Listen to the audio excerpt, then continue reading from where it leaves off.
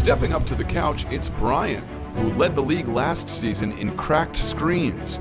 But with his new athletic case, it looks like that won't be the case.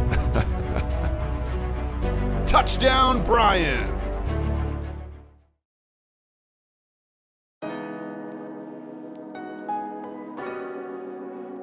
The Brooklyn Nets have done a phenomenal job rebuilding considering the lack of first-round picks they've had the last few years. Take this into consideration. The Nets just made the playoffs. The last time they were in the playoffs was 2015. The Nets built a playoff contender within 4 seasons without their first-round picks through drafting diamonds in the rough and signing them, as well as making a very opportunistic trade by getting D'Angelo Russell and a cap dump. That's insane. Put this into perspective. The Phoenix Suns have not made the playoffs since 2010, and they've had their first round pick pretty much every year. The Nets did in 4 years what the Suns couldn't do in 9 without having their own picks. So, needless to say, the management, since Billy King has been fired, has done a phenomenal job. However, this is all leading up to a but. The Nets have done a phenomenal job, but I think they may have, in a way, ruined their future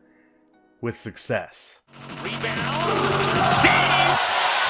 Absolutely incredibly. With the acrobatic alley-oop.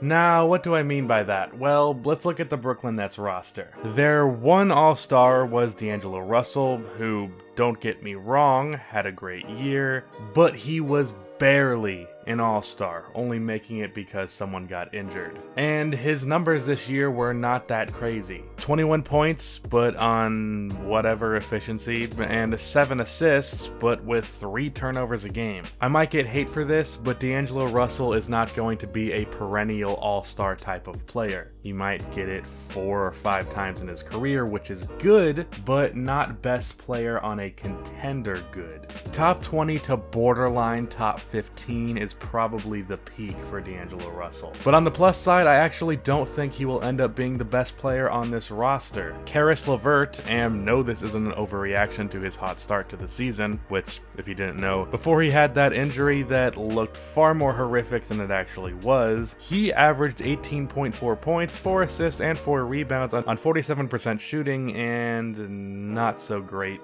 31% shooting from 3. That was in 30 minutes a game. He averaged 22 points per game per 36, as well as 4.5 assists and 5 rebounds. But again, that's not the reason why I think Caris will end up being better than D'Lo. That's way too small of a sample size. I believe Levine was averaging 30 points per game after the first 14 games. Kemba Walker was for sure. It's too small of a sample size. But his combination of playmaking ability, which I think is much better than his assist average would indicate, as well as his shot creation, size, and jump shot, which is better than his percentage would indicate as well. I just think he has potential to be a better player. He certainly already is and will continue to be a better defender than D'Angelo Russell. I think he'll end up being better than Russell, assuming that health isn't an issue in the future. But you could also say the same thing for D'Lo. The next significant player is Spencer Dinwiddie, who is already 25, which means he probably won't be much better than he is now. But a consistent top 5-6 man is definitely nice to have. Jarrett Allen is a long-term starter at the 5, which is fine. Don't see him as a future star, but a Tyson Chandler type of player would be what I would project him to be, but Tyson Chandler was an all-star, so I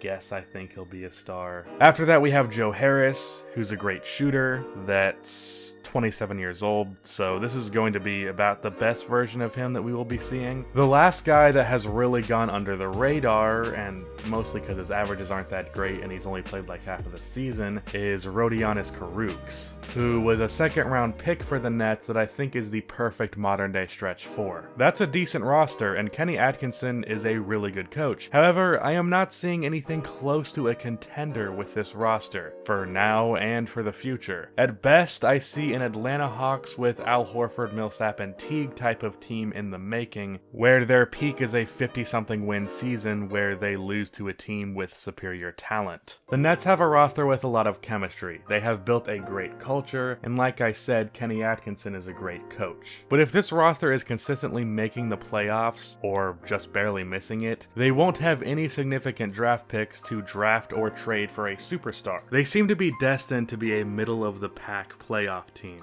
It is no doubt impressive that the Nets got to where they did with what they had, but I'm not seeing a whole lot to be excited for the future.